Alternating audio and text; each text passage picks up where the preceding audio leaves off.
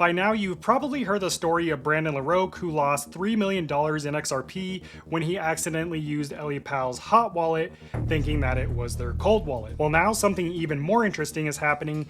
In response to Brandon's loss, Ellipal announced that they are getting rid of the hot wallet feature in the Ellipal app. But that raises some bigger questions, like why did Ellipal offer a hot wallet feature in their app in the first place? What should you do if you've been using their hot wallet? Was Brandon's loss an inside job? And are there other cold wallets out there that also include a hot wallet feature that you should know about? Those are just some of the things that we're going to cover, but I also want to share one of my personal stories about an interaction that I had with Ellipal, which led me to stop recommending their wallets a little over a month ago before any of this happened. But first, let's break down Ellipal's announcement and what it actually means for users. In their statement, they said they are now focusing entirely on cold wallet innovation and service. Next, they quietly admitted that their app was confusing for beginners. They said, to avoid any confusion for our valued users, we will discontinue all hot wallet services. And look carefully at this next part because I'm pretty sure I'm the only one who noticed how this was worded.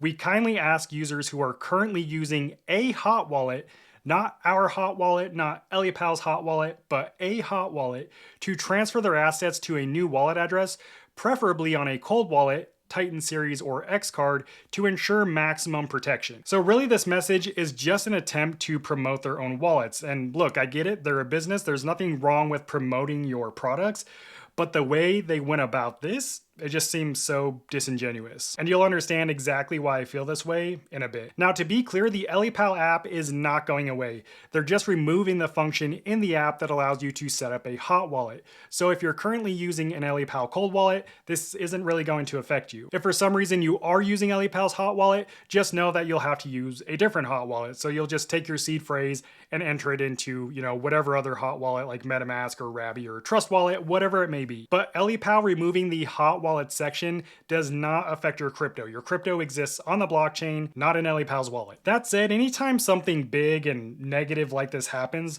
a lot of conspiracy theories pop up, and a lot of people are claiming that Brandon's loss was actually an inside job. But before you blame Ellipal, first let's go straight to the source, Brandon himself. Remember, Brandon did everything right when he initially set up his cold wallet. He generated the seed phrase on the Ellipal wallet device and was using the Ellipal app on his phone to manage his Ellipal cold wallet. Where he went wrong is he downloaded that same app on his iPad, but instead of connecting his cold wallet to it, he actually entered his cold wallet seed phrase into the hot wallet section of the app, essentially making his wallet hot. So we know that part for sure. What we don't know is how the hot wallet was actually hacked, and that's where the conspiracies start. And this story is a perfect example of why you don't want to secure your crypto using a hot wallet when your seed phrase lives inside of the software on your internet connected device. It's then exposed to all the threats of the internet, such as malware. That said, the most likely explanation is that Brandon's iPad somehow got infected with malware. In one of his videos, he said that he might have clicked on a malicious link. I probably clicked on something. I don't remember clicking on it, but I mean, Jesus.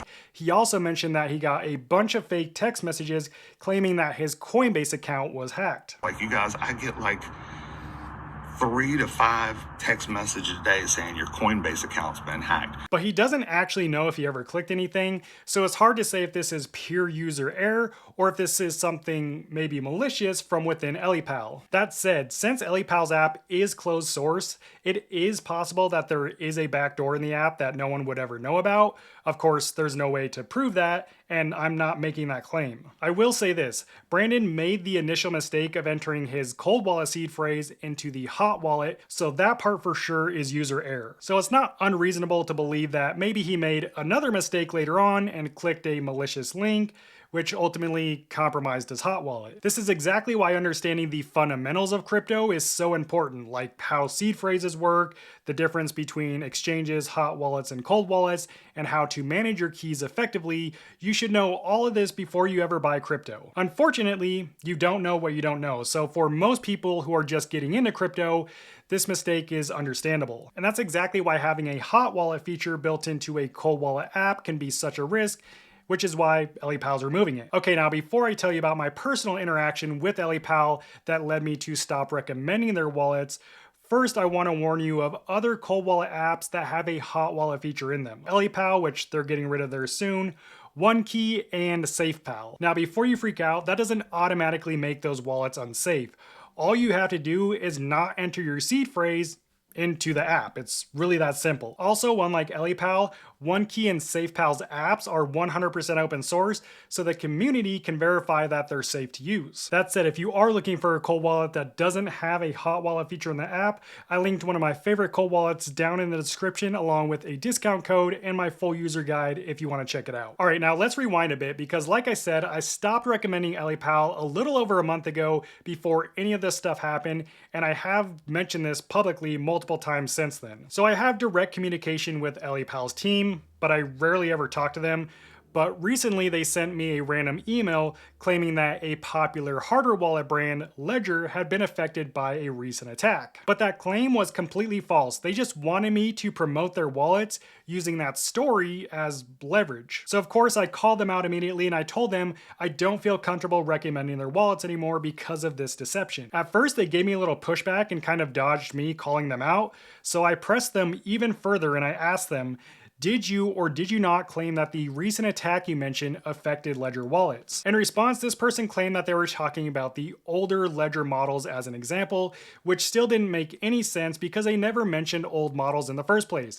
They called out Ledger as a whole. So basically, I caught them in another lie. Then what they said next felt kind of off-putting. They apologized for making me feel uncomfortable trying to turn it back on me. I told them I wasn't uncomfortable, I was simply calling out their lies. Then they apologized again, admitted they misrepresented a competitor's product and said, I will definitely not use this approach to draw attention in the future. So your approach was to lie to me? That's just unacceptable. They kept apologizing and even said that they had been reprimanded by their boss, and keep in mind this whole conversation lasted like 30 minutes, so to me this all felt completely fake. Then they offered to send me gifts, which pissed me off even more, as if they were trying to bribe me to stay quiet, and whoever this person is basically went into panic mode, or at least that's how it felt. And that was actually the second weird interaction I had with Ellipal. A few months prior, I had emailed them asking how the Ellipal X cards were air-gapped considering they use NFC. Now, I don't really care if a wallet is air-gapped or not, it doesn't really mean anything to me, it's just marketing. But if Ellipal is claiming that the wallet is air-gapped and it's not, then it's just another lie. To be fair, it's more like a white lie. Their website says that the X cards are the first air-gapped crypto cold wallet in a card. This isn't fully true though, because the cards themselves aren't air-gapped, they literally use NFC to talk to your phone. What's actually air-gapped is the starter device that comes with the cards. It lets you set them up completely offline, so the setup device is air-gapped, not the actual signing device, so you just have to be careful and read everything really closely. So whether you continue using Ellipal is completely up to you, but if you want to know how I choose the best wallets for myself and exactly what to look for, along with a few recommendations, check out this next video. I'll see you over there. God bless.